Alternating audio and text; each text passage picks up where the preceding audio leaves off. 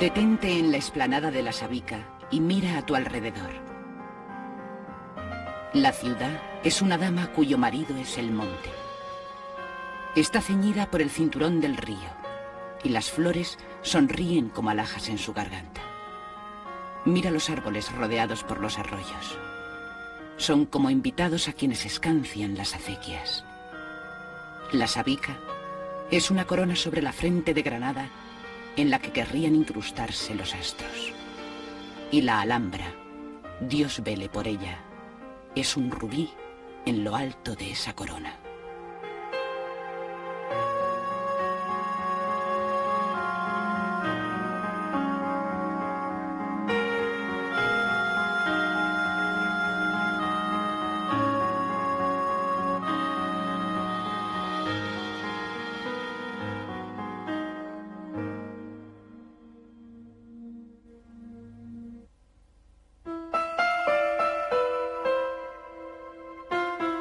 A fines de la Edad Media, en un paraje montañoso al sur de la península ibérica, el viejo Al-Ándalus se debate entre la vida y la muerte en la corte nazarí de Granada. Son los últimos suspiros de una civilización que alcanzó su esplendor con el mítico califato cordobés y las brillantes cortes literarias de los reyes poetas de Taifas.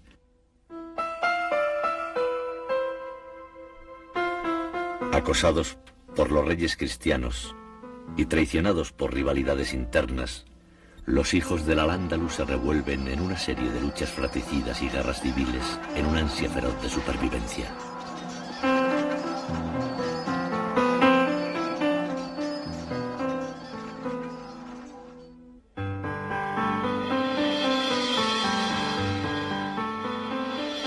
Es entonces cuando el arte andalusí va a legar a la humanidad su más preciado tesoro, la Alhambra, en recuerdo de una cultura y una forma de concebir la vida únicas e irrepetibles, en un lugar donde los hombres supieron crear su propio paraíso. Por ello, antes de adentrarse por estos muros y de recorrer sus estancias palatinas, bueno será que tú, viajero curioso, conozcas parte de los secretos que este lugar guarda para sus visitantes y que solo revela a aquellos que saben mirar en su interior, libres de cualquier prejuicio. En primer lugar, entra ligero de equipaje, dejando atrás cualquier intento de raciocinio occidental frente a una ciudad que fue ideada tan al gusto de Oriente. Aléjate de los ejes centrales para contemplar las obras de arte de su arquitectura y encontrarás en las perspectivas diagonales mayor profundidad para abarcar, en todo su esplendor, las bellas formas de sus edificios. Busca puntos de vista muy bajos, pues sus espacios fueron diseñados para que sus habitantes los contemplasen sentados sobre cojines a ras del suelo. Y sobre todo, relájate. Olvida la prisa que rige el mundo en el que vives y entrégate a la Alhambra, reflexionando sobre sus múltiples contrastes y descubriendo mil y un tesoros ocultos. Déjate guiar por las poesías e inscripciones de sus muros, y serán las mismas fuentes y columnas las que te hablen de los sultanes que dieron vida a tanta hermosura. Solo entonces podrás ser invitado a la Alhambra sin la sensación de ser un intruso que profana un lugar reservado para la vida íntima de sus moradores. Solo entonces te será permitida la entrada.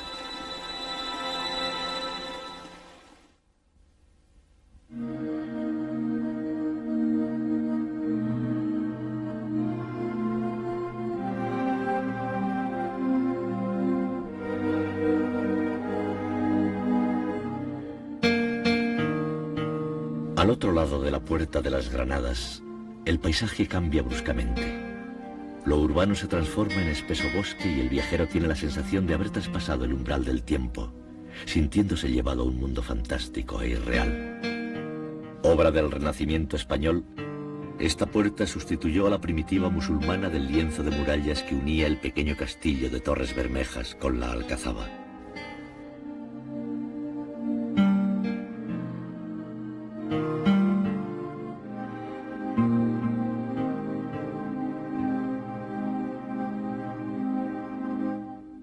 Con el nombre de la Sabica se conoce a la colina que acoge en su seno al conjunto monumental de la Alhambra. Enclavada en un lugar estratégico envidiable, la Sabica constituye una posición defensiva natural de difícil acceso desde varios ángulos. La primitiva fortaleza se asentaba ya sobre este suelo de arcilla que prestaba matices ardientes a sus murallas, por lo que recibió el nombre de Alcalá al-Hamr, o Castillo Rojo, que derivó hasta el actual nombre de la Alhambra. En el siglo XI, Suhail ibn Ziri estableció su corte de taifas en Granada, transformando el primitivo castillo en una ciudadela levantada sobre el antiguo foro romano, en la zona alta del barrio del Albaicín.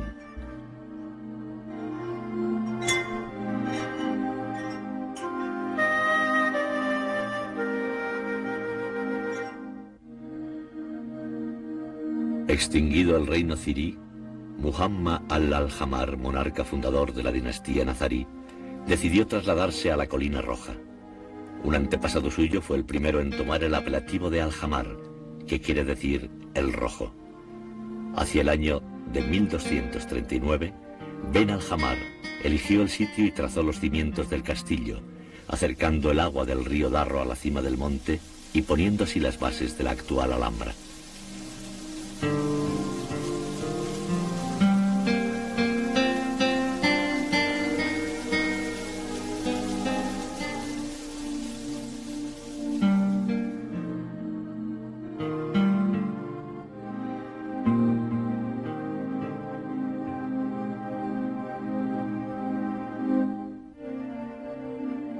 Un gran número de torres se extienden a lo largo de sus 2.200 metros de muralla, conformando una auténtica ciudad-fortaleza. Nada hace sospechar que tras estos recios muros, escondida a la vista, se esconde la ciudad de bronce tantas veces deseada de las 1001 noches. Separada del resto de la Alhambra, la ciudad prohibida se aísla del mundo de los simples mortales. Este carácter de recogimiento para preservar la intimidad de los principales conjuntos palaciegos se pone claramente de manifiesto en el laberinto de pasadizos situados bajo las estancias nobles. Dichos accesos permitían desenvolverse libremente a lo largo de la muralla norte, en caso de despliegue militar, sin que ello perturbase en nada el rumor del agua en los jardines de palacio.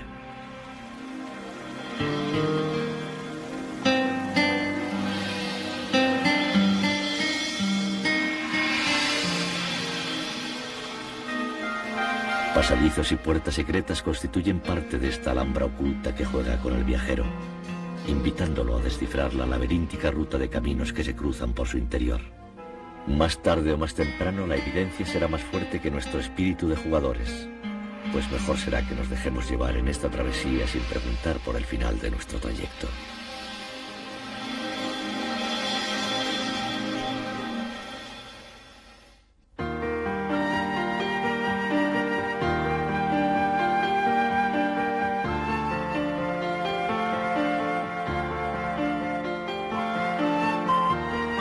Pero el camino es largo, y ni siquiera hemos entrado de manera oficial. Para hacerlo deberemos saber que 4 eran las puertas principales que comunicaban la Alhambra con el mundo exterior. En el extremo occidental encontramos al pie de la Alcazaba la Puerta de las Armas, la única vía que conecta directamente con la ciudad de Granada. Por el lado noreste, la antigua Puerta de Arradal era el camino principal para acceder a la finca del Generalife. La gran fachada del frente sur acoge a cada extremo las otras 2 salidas de comunicación. La Puerta de los 7 Suelos, con su alta torre, aún se alza majestuosa, a pesar de que fue destruida en su mayor parte por las tropas de Napoleón.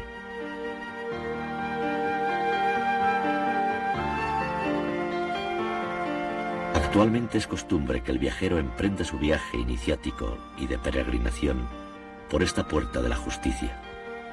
Los reyes católicos mandaron colocar en ella una virgencita, con el fin de contrarrestar el poder del Islam, simbolizado en los talismanes mágicos de la mano y la llave, reforzados por la profesión de fe musulmana inscrita en la entrada. No hay más Dios que Alá, y Mahoma es su profeta. No hay fuerza ni poder excepto en Dios.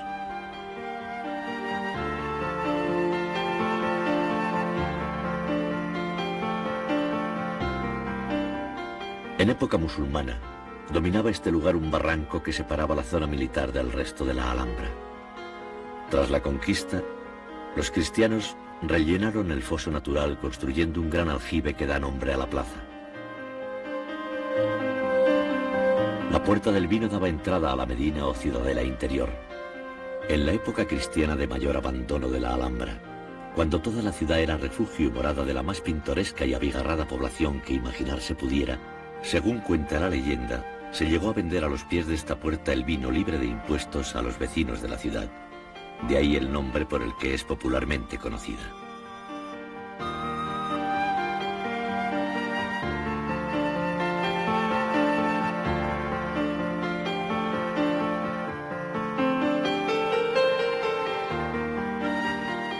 En el otro costado, el recinto militar de la Alcazaba nos aguarda tras esta puerta.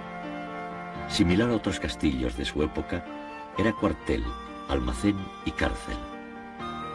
Subidos al balcón de los gitanos junto a la torre del homenaje, podemos contemplar la superposición de los 3 lienzos de muralla para resguardarse contra el ataque enemigo.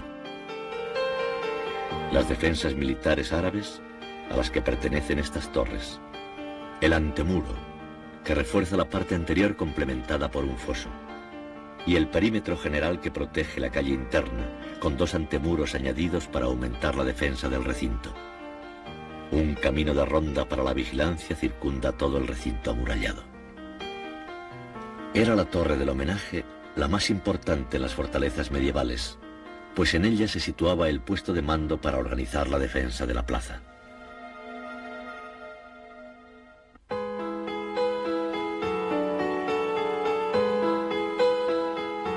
Otra zona fundamental del castillo era el patio de armas, aunque en este caso es más acertada la denominación de barrio castrense. Una pequeña ciudad se extiende a lo largo de una serie de viviendas completas, la mayoría con planta superior, letrina y patio interior. Complementando el conjunto, baños, almacenes, barracones para la guardia, un aljibe, talleres para armas y hornos para la elaboración del pan, junto con una gran mazmorra abierta en el subsuelo. Una calle principal cruza todo el complejo en comunicación con estrechas callejuelas, dando a todo el escenario el aspecto de un típico barrio musulmán de la época. Ante la contemplación de estas ruinas, la imaginación no deja de pensar en los feroces combates que se libraron en este decorado natural, convertido hoy en silencioso panteón arqueológico.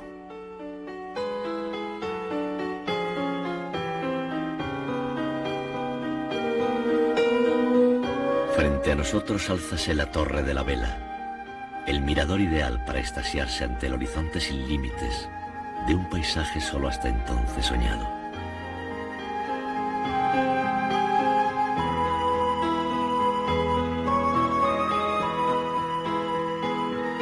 La fértil Vega, las cuevas del Sacromonte, el río Darro bañando el bosque de San Pedro hasta alcanzar el Albaicín, y ver a Granada toda rendida a los pies de su Alhambra. Difícil será encontrar otro lugar en la tierra que ofrezca tantos contrastes y tal variedad de paisajes e infinitos colores en el espacio que comprende una mirada.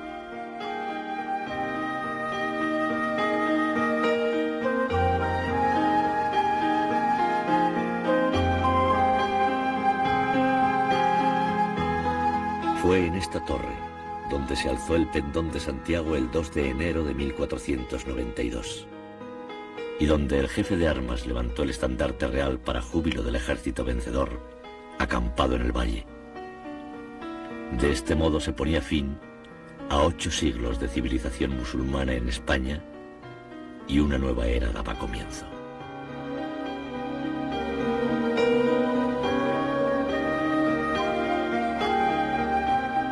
Torres de la Alhambra, todas con su nombre y una historia que contarnos. La Torre de la Sultana, la Torre de la Pólvora, la Torre del Cubo, construida por los cristianos sobre la Puerta de la Tahona, que aún se conserva en su interior.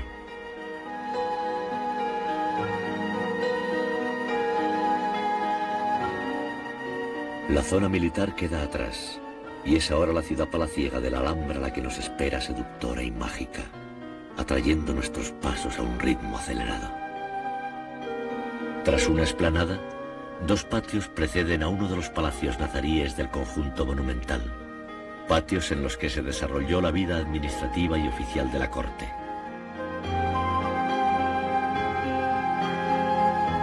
A un nivel más alto que el primero se encuentra el patio de Machuca.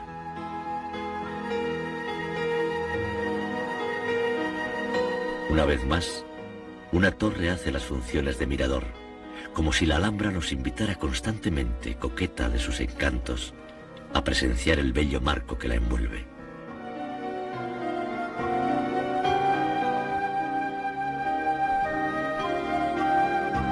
Poco a poco, el paisaje abierto desaparece y sin avisarnos, la Alhambra comienza a descubrirnos sus más íntimos secretos. Más arriba aún, una escalera nos lleva al fin al interior, en un constante ascender a las alturas, al paraíso del que ahora entramos a formar parte.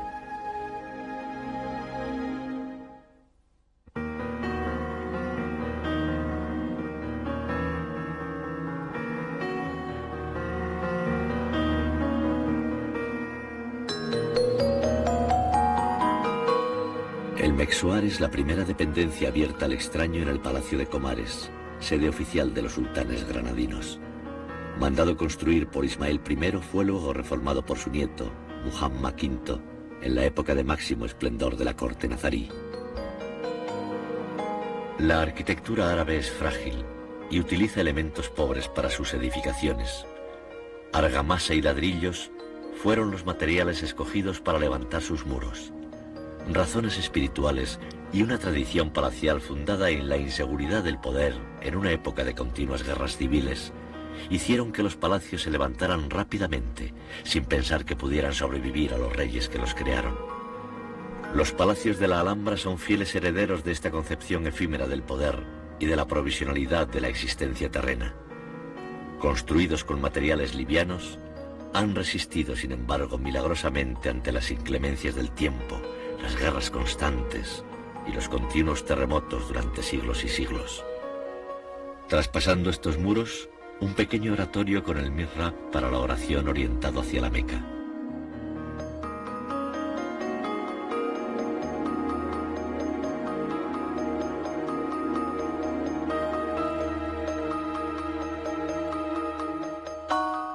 Falsos muros, corredores que van y vienen, y una puerta abierta para sacar de la confusión al visitante, cuya intuición le lleva a encaminar sus pasos hacia lo nuevo y desconocido, sabedor de que la Alhambra jamás le defraudará. Como así sucede, estamos en el Cuarto Dorado, antigua oficina administrativa y una de las partes más enigmáticas de todo el conjunto monumental. En el lado opuesto del patio, una pared totalmente cubierta de fina decoración en yeso crea una de las obras maestras del arte islámico, la gran fachada del Palacio de Comares, mandada construir por Muhammad V con motivo de la toma de Algeciras. Concebida como entrada al palacio, servía de escenario apropiado para que el sultán recibiese en audiencia a su pueblo e impartiese justicia. Al fondo, dos entradas idénticas plantean una encrucijada al extraño. Mi puerta es una bifurcación de caminos.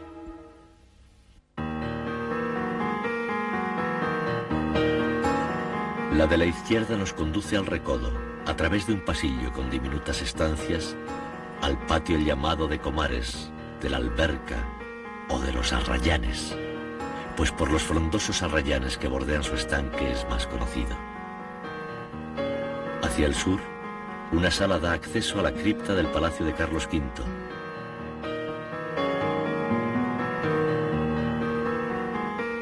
Enfrente, la parte más notoria del patio, coronada por la gran torre de Comares, que da cobijo al Salón del Trono o de Embajadores.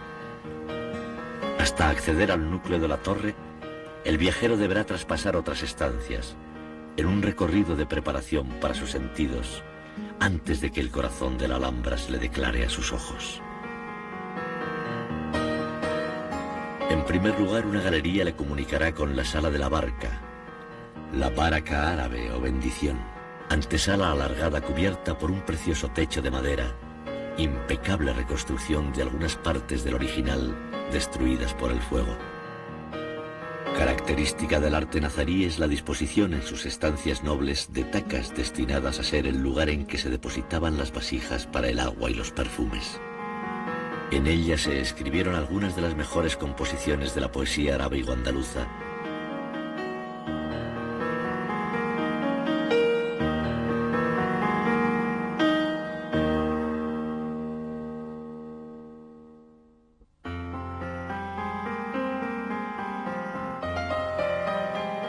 Mi tisú, dedos hábiles bordaron, tras perlas engarzar en mi corona. Cual sillón soy de novia, y le aventajo, porque dicha aseguro a los esposos. Si me trae alguien sed, mi fuente un agua le da sin impureza, clara y dulce.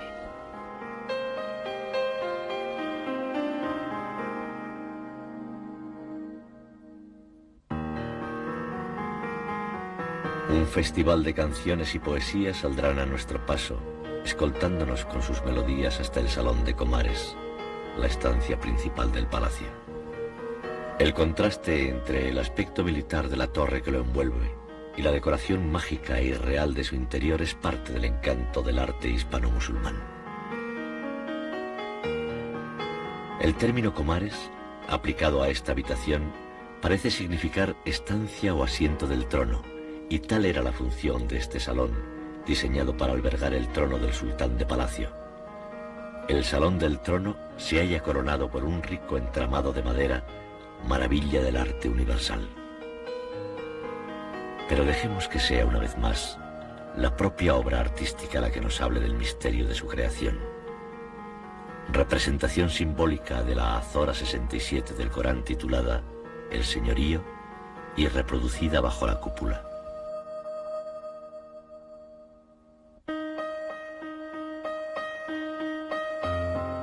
Bendito sea aquel en cuya mano está el señorío. Él, sobre toda cosa, es poderoso. Aquel que ha creado la muerte y la vida para probar quién de entre vosotros obra mejor. Él es el poderoso, el indulgente, aquel que ha creado 7 suelos superpuestos. Mira si ves en la obra del Clemente imperfección alguna. Vuelve la vista. ¿Has observado alguna falla? Luego, vuelve la vista a ella un par de veces. La vista volverá a ti cansada y fatigada. Hemos adornado el cielo del mundo con candilejas que hemos colocado como piedras para lapidar a los demonios, para quienes hemos preparado el tormento del fuego.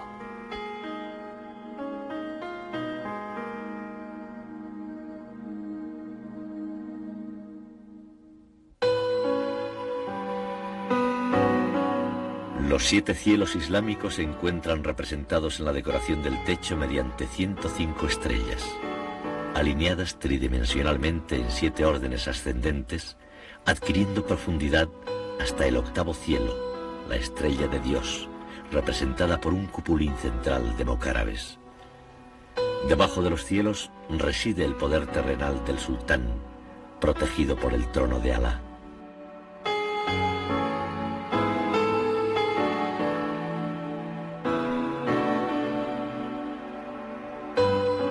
En el salón de embajadores, 9 alcobas se abren al exterior por sendos balcones. La alcoba central era la destinada al trono del sultán, como ella misma nos cuenta.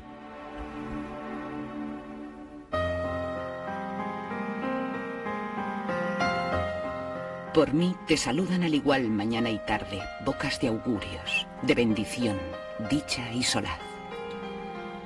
Esa es la cúpula excelsa y nosotras sus hijas. Pero entre estas a mí me toca el honor de la gloria, porque yo soy el corazón y ellas los miembros. Y en el corazón está la fuerza de alma y vida. Y si ellas son las constelaciones de su cielo, a mí me cabe y nunca a ellas el sol albergar. Me otorgó Muley Yusuf, de Dios favorecido, vestidos de honor y distinción bien manifiesta, y me hizo el trono de su reino, cuya gloria se afirma por obra de la luz, asiento y trono.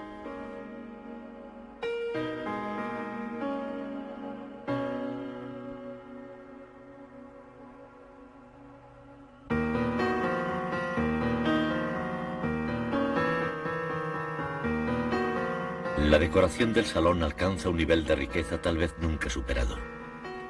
Sus zócalos de cerámica, la precisión detallista de las yeserías, la geometría de sus formas, todo ello en una perfecta combinación de complicadas trazas, según un diseño que hace recordar a los tapices colgantes.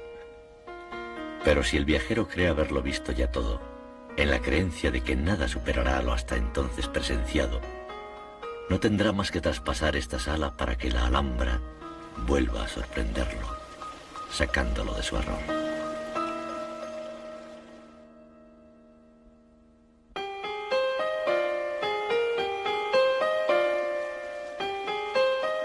Del Palacio de Comares al Palacio de los Leones. Si el anterior guardaba un carácter de residencia semipública, con estancias para el gobierno de la corte, el que ahora nos ocupa fue construido por Muhammad V para su disfrute particular. El visitante adquiere aquí la categoría de intruso.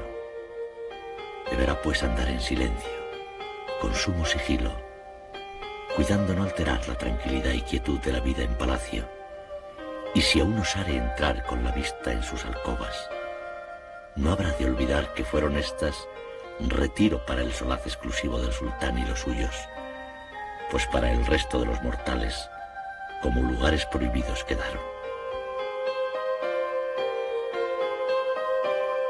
La distribución del edificio obedece a la tradicional casa árabe andaluza.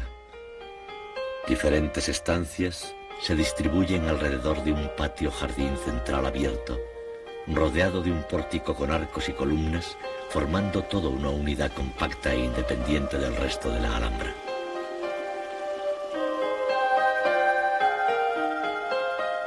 El patio tiene un eje central en la Fuente de los Leones, símbolo universal del palacio, inspirado en el mar de bronce del Templo de Jerusalén. Un ingenioso sistema hidráulico permitía nivelar constantemente el agua, como nos sugieren las metáforas de los versos del poeta y visir de la Alhambra Ibn Sarrak, tallados en el borde de la taza.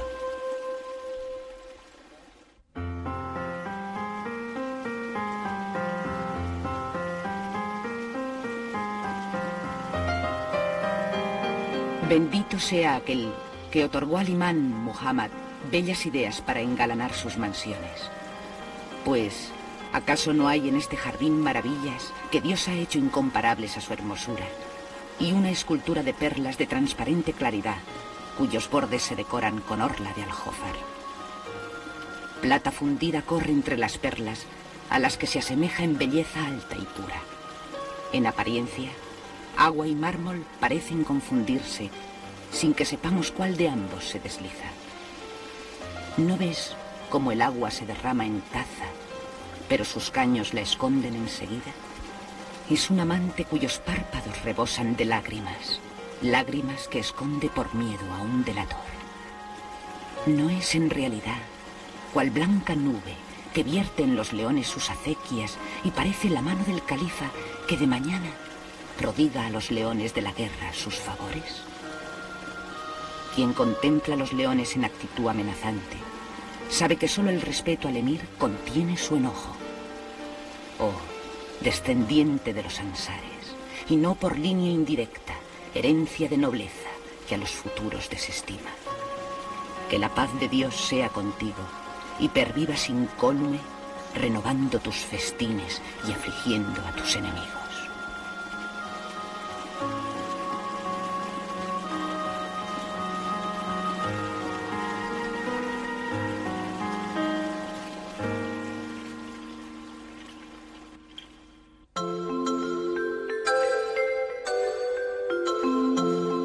La Sala de los Mocárabes es el vestíbulo que antecede a dos obras maestras de la arquitectura islámica, las salas de Abencerrajes y de las Dos Hermanas.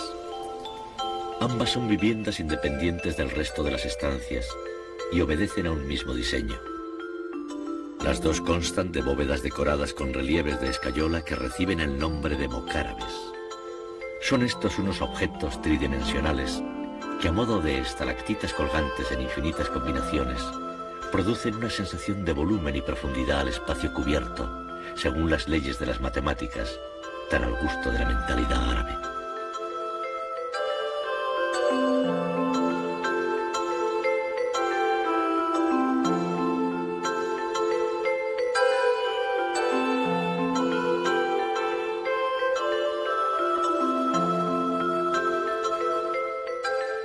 Nuestro recorrido por el Palacio de los Leones continúa en la Sala de los Sultanes, reservada para reuniones y festejos con un evidente contenido lúdico. Frente al patio, 3 alcobas poseen la originalidad de conservar en sus techos unas de las escasas manifestaciones de la pintura islámica.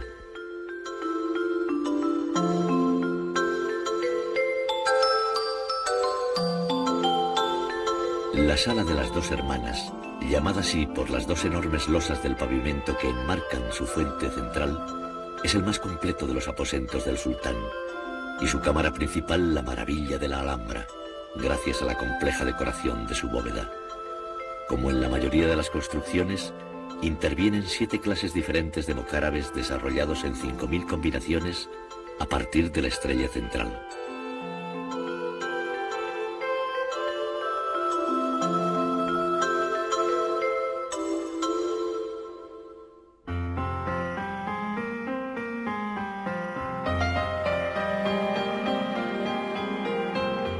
Soy el jardín que la hermosura adorna.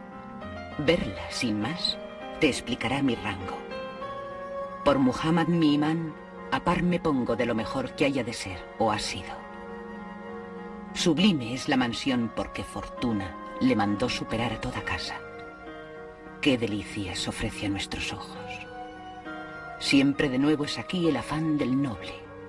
Las pléyades de noche aquí se asilan. De aquí el céfiro blanco al alba sube. Sin par, radiante cúpula hay en ella con encantos patentes y escondidos. Su mano tiende Orión por saludarla. Bajar quieren las fúlgidas estrellas, sin más girar por rayas celestiales, y en los patios, de pie, esperar mandatos del sultán, con las esclavas a porfía. No es raro ver errar los altos astros de sus órbitas fijas desertores por complacer a mi señor dispuestos, que quien sirve al glorioso gloria alcanza. Por su luciente pórtico, el palacio con la celeste bóveda compite. ¿Qué ropa de adornado tisú echaste sobre él? Hace olvidar el tul del Yemen. ¿Qué arcos hay por encima, sostenidos por columnas de luz engalanadas, cual esferas celestes que voltean sobre el pilar del alba cuando asoma? Las columnas tan bellas son en todo, que ya vuelan proverbios con su fama. Su mármol liso y diáfano ilumina negros rincones que tiznó la sombra. Pues si al alba del céfiro la mano llenan dracmas de luz que bastarían, tira luego en lo espeso entre los troncos doblas de oro de sol que lo decoran. Me une un claro linaje a la victoria, mas un linaje que es lo que es, le gana.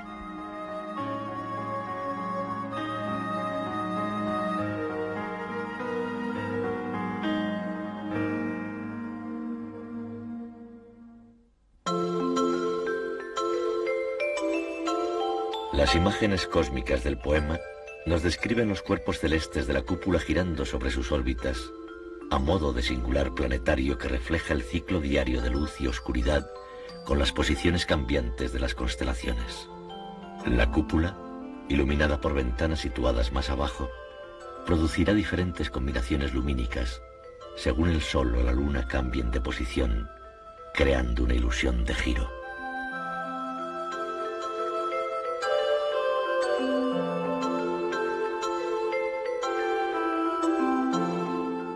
Prolongación de este aposento es la sala de los ajimeces, en la que sobresale el mirador del Indaraja, cuya cara asoma al jardín inferior del palacio.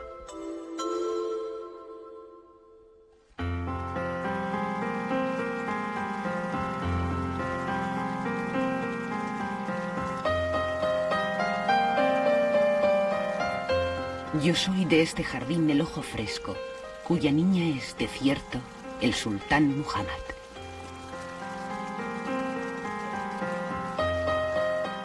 En mí a Granada ve, desde su trono califal. El corcel de su mirada, tras vencer en hipódromos del aire, feliz entre gualdrapas, corbetea, pues encuentran los ojos diversiones que le atan, o al juicio ponen trabas.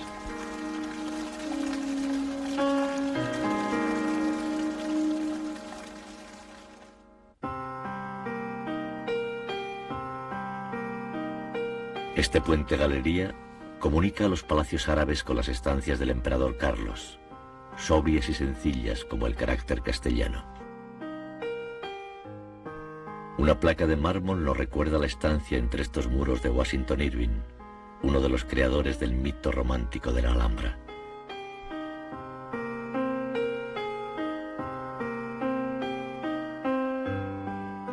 Y allá en lo alto, el peinador de la reina, símbolo de la unión de lo cristiano con lo árabe, pues si su parte baja conserva intacta lo más representativo del arte nazarí, el mirador de la planta alta es obra de la cultura vencedora tras la Reconquista.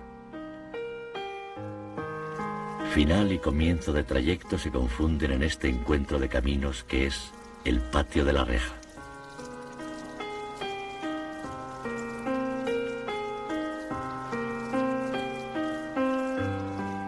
La sala de las ninfas, la cámara del tesoro del sultán, es la primera parada en nuestro recorrido por esta Alhambra íntima y reservada.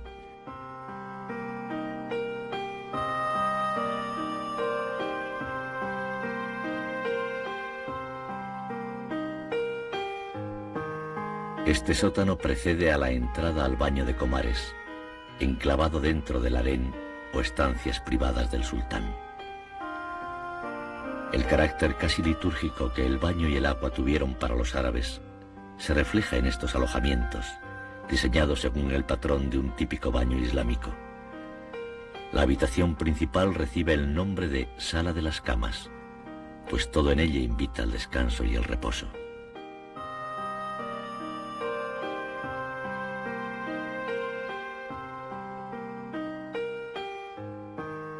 Una fuente transforma el cuarto en un patio para desvestirse y recibir las atenciones previas al baño en este banco de azulejos. El resto de los servicios lo forman las cámaras de vapor del baño, según la clásica distribución de las termas romanas.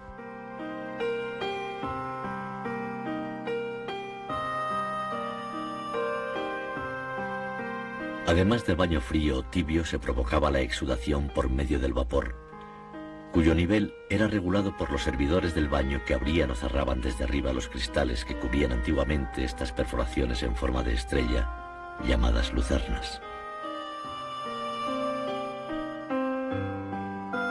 Bajo los mármoles del suelo y entre los muros, diversos canales caldeaban las alas mediante el vapor y el aire caliente de los hornos de las calderas, hasta llegar a las pilas del baño, donde fluían por sus nobles caños para agua fría y caliente.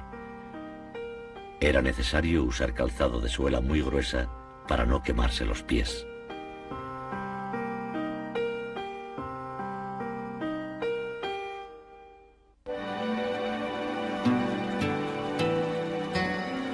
Una vez más el jardín del Indaraja sale inevitable a nuestro encuentro, y una puerta abierta al exterior nos invita a salir de este círculo cerrado de estancias y jardines, tapándonos con el conjunto del Partal. Es el Partal un extenso jardín escalonado, cajón desastre de la Alhambra. En él encontramos desde un cementerio, la Rauda, hasta los restos arqueológicos del palacio de Yusuf III, naturaleza muerta de lo que un día fue vida y belleza, hoy reducidas a sus raíces y cimientos.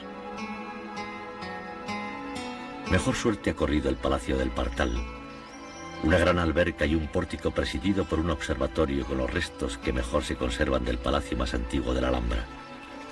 En el otro extremo del estanque, dos grandes leones en piedra aguardan acechantes antes del salto imposible. Completan el conjunto un oratorio aislado junto a las murallas y la Torre de las Damas, excelso mirador que asoma graciosamente su silueta al Valle del Darro. Más allá, un largo paseo conduce a los jardines del Generalife, interrumpido por la aparición de mágicas torres que sorprenden al viajero, obligándole a efectuar una visita por las más importantes, como la Torre del Cadí, guardiana vigilante de las huertas y palacios del Generalife, la Torre de la Cautiva, que en contraste con su recio aspecto externo es una auténtica torre-palacio por la belleza de su decoración interior. Su romántico nombre hace referencia a doña Isabel de Solís, la Zoraya musulmana favorita del padre de Boabdil, reforzando a torres y murallas el tradicional sistema defensivo del foso, junto con el camino de vigilancia o adarve sobre el muro. La Torre de las Infantas repite el mismo esquema de torre-palacio. Un pequeño patio rodeado de galerías y en la planta alta varias alcobas abiertas al patio mediante grandes ventanas.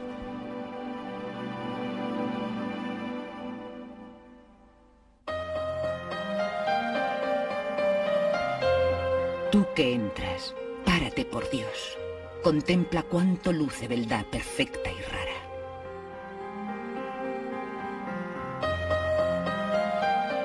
A tus ojos da suelta en mis encantos. De madera de olor nos mandan soplos. Mas la gracia, dirás verdad si buscas, está en los moradores, no en la casa.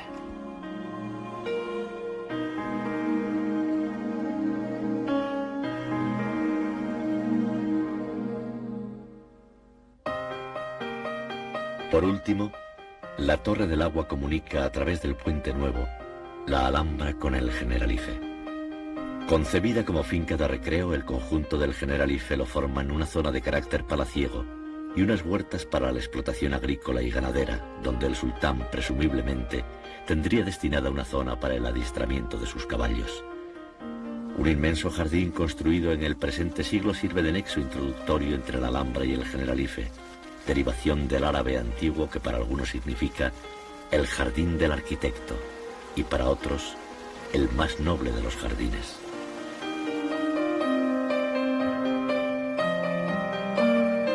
Tras franquear pasillos, patios y escaleras, se llega por fin a la entrada principal de palacio. De ahí al corazón del Generalife solo media un paso, pues tras un zaguán se esconde a la vista del mundo exterior el patio de la acequia, así llamado por la canalización de la acequia que lo atraviesa y que se caracteriza por los populares surtidores cruzados del estanque.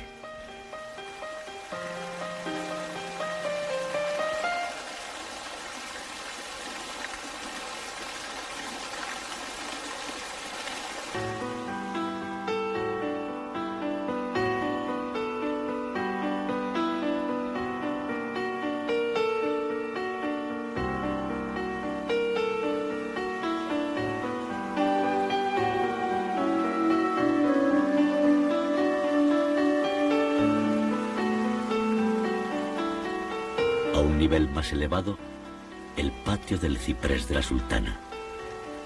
Poco queda del original en aquel escenario de encuentros amorosos, pero queda tal vez solo un centenario ciprés, cortado en seco por el paso del tiempo. De la parte superior del patio arranca la escalera del agua. Por ella se asciende a intervalos bajo un patio de laureles, acompañados por el fluir constante del agua procedente de la acequia real y que se derrama por su singular baranda. Al final, el Generalife nos reserva una de las mejores vistas de toda Granada. Así de bella la tuvo que presenciar Boabdil, el último sultán del Al-Ándalus, cuando camino de su exilio se volvió para mirar por última vez a su Alhambra. Y así la debió de encontrar por vez primera el emperador Carlos I de España y V de Alemania a su llegada a Granada. Fue tan rápido el encantamiento que pensó en la Alhambra conquistada por sus abuelos como residencia de la corte oficial del nuevo imperio español. Para ello mandó construir un nuevo palacio, esta vez para reyes cristianos, pero el destino quiso que nunca se llegara a cumplir la voluntad del César.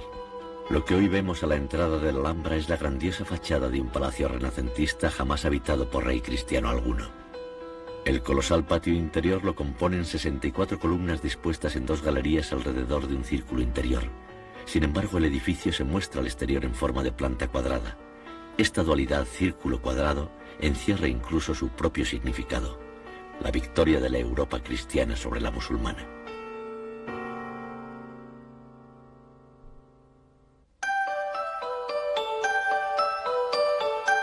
Cuentan que el primer sultán de Granada fue recibido por su pueblo con gran júbilo a la vuelta victoriosa de una batalla. El monarca contestó agradecido: «Solo Alá es vencedor».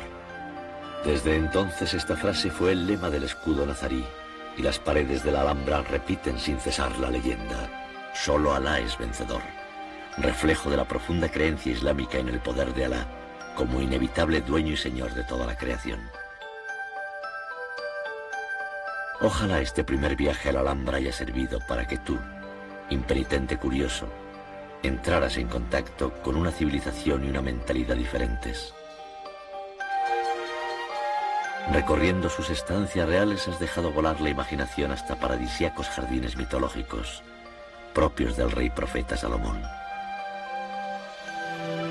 Disfrutando con la contemplación de sus obras de arte, has conocido parte de un universo propio y oculto a primera vista. Paseando por donde resulta haber separado el tiempo, has podido reflexionar sobre la provisionalidad del poder de los hombres. Solo Alá es vencedor.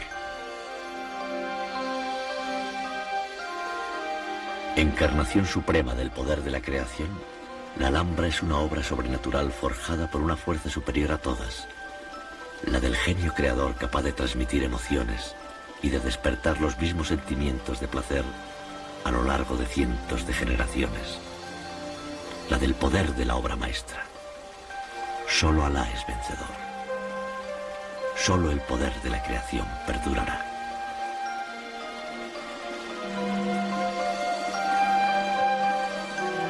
Por ello, al final del viaje, vuelve la vista atrás. Algo te dirá que un día habrás de volver a este mismo lugar, pues jamás podrás olvidar lo que tus ojos vieron.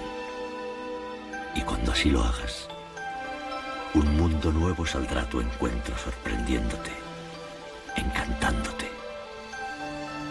Así es la Alhambra, un monumento vivo en permanente evolución, nacido entre Oriente y Occidente, para asombro constante de la humanidad.